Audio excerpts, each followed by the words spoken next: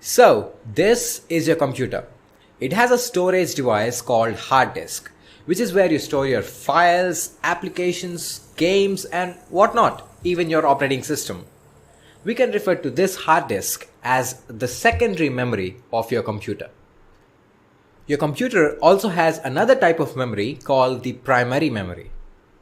Whenever you're running any application on your computer, the application is first moved to the primary memory where it is then processed by your processor. Any data that the application creates during its runtime is also saved in the primary memory and usually not the secondary memory unless the programmer wants to. Alright, just a sec. Before continuing this video, we need to talk about our generous sponsors of this video. And I should also play my new channel intro. So let's go! This video is sponsored by FamiSafe. FamiSafe is an app built for parents to ensure their kids' well-being online. Using this app, parents can keep a track of their children's online activities. And if you be like, why should parents spy on their children? That's not a good idea. Well, do you know that 73% of students reported that they had been bullied at their school at some point in their lifetime? Cyberbullying is a serious thing and it can impact anyone, especially kids. Things can go really worse, and as parents, you should protect your kids from bullies on the internet. FamiSafe is a reliable parent control app which protects kids by cyberbullying prevention, location tracking, app blocking, web filtering, screen time control, and so on. Parents can get automatic alerts on potential risk of cyberbullying, inappropriate adult content, harassment, and more in your kids' text conversations. Say no to cyberbullying with FamiSafe. Keep your kids safe with FamiSafe. Operating system are all saved on your secondary memory, and when you want to run any particular application, you double click it and the application starts a process which is then moved to the primary memory, and then the processor takes care of the processing that the application needs. Now, usually your operating system handles all this process, but we are not going to talk about the OS because it's out of topic for this video. To make this process even more clear, let me take a simple example. Let me open the classic Windows calculator. The moment I click on it, a process of this calculator is loaded into the main memory, or in other words the primary memory, by the operating system. Now, a process is nothing but an instance of this calculator. Suppose I want to add 2 plus 3. I click 2, I click plus, I click 3, and finally I click equals. And there I have the result. Now what do you think just happened? When I click the button 2, the value 2 is actually loaded into the main memory and it is stored there at some address. Let's say the address where the number 2 is stored is 101.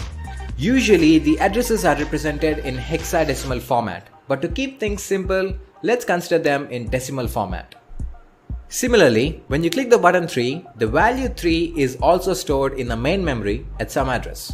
Let's say it is stored at the memory address 105, once again in decimal format. When you finally click the equals button, it is now that the computer needs to perform an arithmetic operation between the numbers 2 and 3. This is when the processor, or in other words the arithmetic logical unit, short for ALU, comes into the play.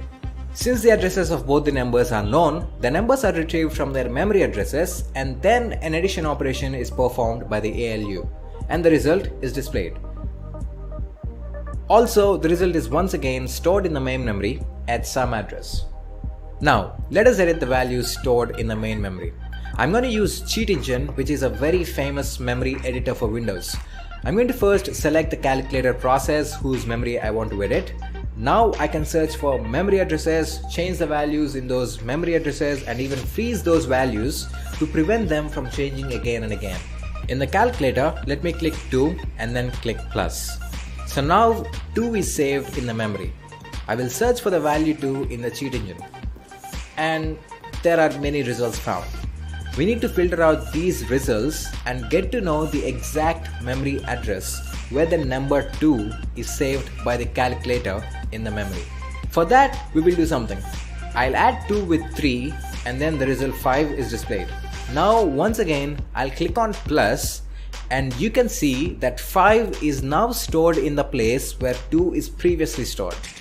So we will come back to the cheat engine and we will redo the search by now searching for the values which changed from 2 to 5.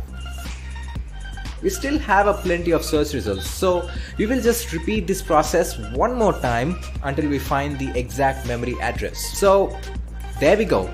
These are the memory addresses where the first number of the addition is being saved in the memory. Apparently there seems to be 2 places where this number is being stored, but I have no idea why. Anyways, let me change this number to 100 and let's freeze this value so that it will not get updated by the calculator process. Now you can see that the calculator is behaving in a weird way. 12 plus 2 is equal to 102. How is that possible? Well, that's because the first number for addition is always going to be 100 as edited by us. So no matter what the user input is, the value is just freezed as 100 by the cheat engine. So whatever the second number for the addition is, it's going to be added to the first number, which is 100. So yeah, it's always a wrong result. Isn't it cool? Like we just made the calculator show wrong results.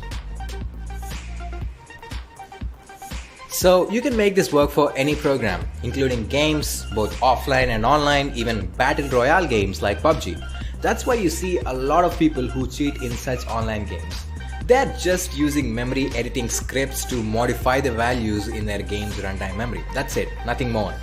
For example, I'm playing Pubg Adventure here, which is a game that is specially made to let the game developers know what may go wrong. In other words, the game is just made for game hackers to test their skills and learn new stuff. So I am allowed to change the values or to edit the runtime memory of this game. So let's do it. So we are now in the game and you can see in the bottom left corner it shows our health, which is initially 100. So let's try to modify the game's runtime memory in such a way that our health will always be 100. In other words, let's make ourselves immortal in the game so that we never take any damage from anything in the game. So first thing, I will choose the Pubg Adventure process in the cheat engine and I will search for the value 100, which is the initial health value. Oh, there are literally hundreds of thousands of results for this search. So obviously we need to filter out these results to find out the actual address or addresses where the health value is being stored. So for that to happen, let's take some damage so that our health value fluctuates. So there are some giant rats here which are really cute looking, but they actually seem to be eating us. Oh yes, and we are taking damage. Perfect. Now that our health value has changed to 76, let's run a search to see all the memory addresses whose values changed from 100 to 76. Well, there are still 42 results, so let's actually repeat this process one more time. Alright, now the value is 88, so let's run the search again. And once again, there are the same 42 addresses. And you can notice that the health value is actually being stored in all of these addresses, because as soon as the health value updates, the values in all these addresses are also being updated at the same time. So anyways, let's change the values in all these 42 addresses to 100. Let's also freeze the value so that the health never goes down. What? Sneaky little rats. Anyways, that's not the problem. We could simply just respawn. So I freeze the values of all these addresses and also made sure they all have the value 100. Right. Now let's go ahead and face those giant rats. You could see even though I am taking damage from the rats, my health value is automatically resetted to 100 because we freeze the value to 100. So that means no amount of these giant rats can kill me now. I am immortal. We are now in the next stage of the game. We are at the Pubg Island. And look, there's a bear running towards us. Maybe it wants us to pet him. Oh, that doesn't look like a good bear. I think it is trying to attack us. Bad bear. Anyways, we are immortal, so no amount of bears can actually hurt us in the game. Now we got a gun and we can shoot. As we shoot, the ammo obviously reduces. So let's go ahead and give ourselves unlimited ammo. So I have found the address which stores the available ammo number, and I have freezed the value to 30. So no matter how many times I fire the gun, the ammo is always going to be 30.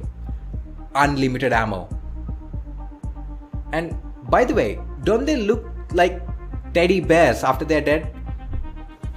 Right, thanks for watching the video. Hope you learned something new. Comment down what you think about this video. Don't forget to leave a thumbs up below if you liked this video, and also don't forget to subscribe and hit the bell icon. I'll meet you in the next video. Until then, cheers.